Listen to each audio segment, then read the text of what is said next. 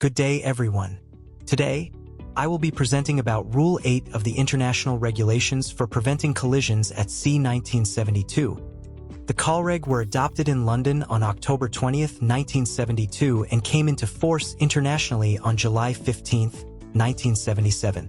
These rules were introduced to create a uniform international system for vessels operating at sea. Malaysia ratified the COLREG on December 23, 1980. In Malaysia, COLREG are given legal effect through the Merchant Shipping Ordinance 1952, especially under Section 252. This section gives the Minister of Transport the power to make collision regulations relating to lights, fog signals, steering rules, and sailing rules. To implement COLREG domestically, Malaysia introduced the Merchant Shipping Collision Regulations Order 1984. This order applies to Malaysian flag vessels wherever they operate, and also to foreign vessels navigating within Malaysian waters. Malaysia also updates its maritime regulations through Malaysia Shipping Notices, or MSNs. One important notice is MSN 11/2023, which relates to the Merchant Shipping Collision Regulations Amendment Order 2023. Rule 8 becomes important after a vessel has identified that a risk of collision exists. However, Rule 8 must be understood together with other COLREG rules. First, Rule 5 requires every vessel to maintain a proper lookout at all times. This lookout must be done by sight, hearing, radar, AIS, and all other available means.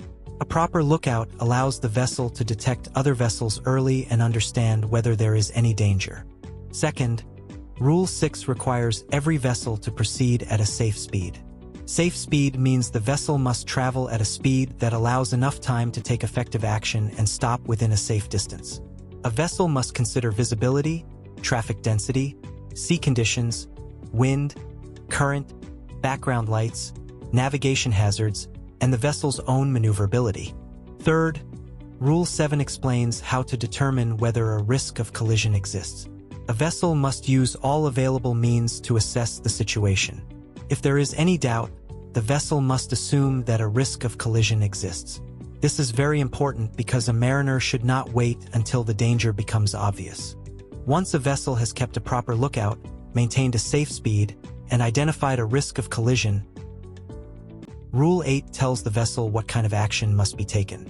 Under Rule 8a, any action taken to avoid collision must be positive, made in ample time, and carried out with good seamanship. This means the action must be clear, early, and practical. A vessel should not make a weak or uncertain movement.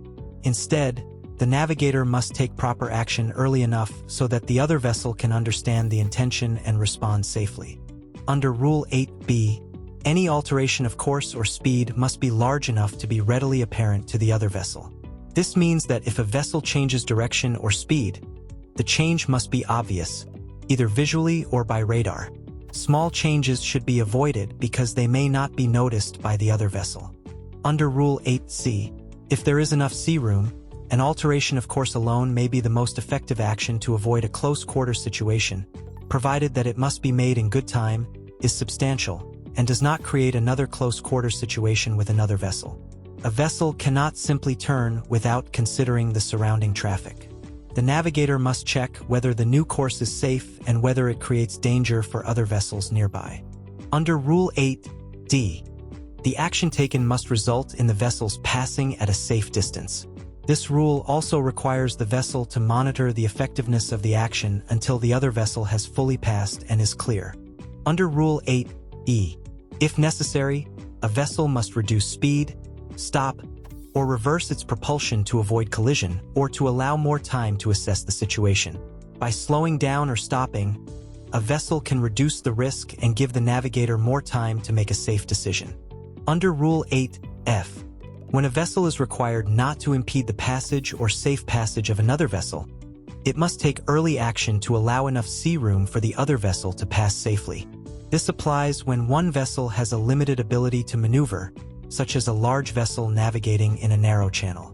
Smaller vessels, fishing vessels, or vessels that can maneuver more easily must not block or restrict the safe movement of vessels that need more sea room. Rule 8 also works closely with Rule 9, which applies to narrow channels. Rule 9 requires vessels navigating in a narrow channel to keep as near as safe and practicable to the starboard side of the channel. Small vessels and fishing vessels must not obstruct larger vessels that can only safely navigate within the channel. Thank you for watching. See you next video.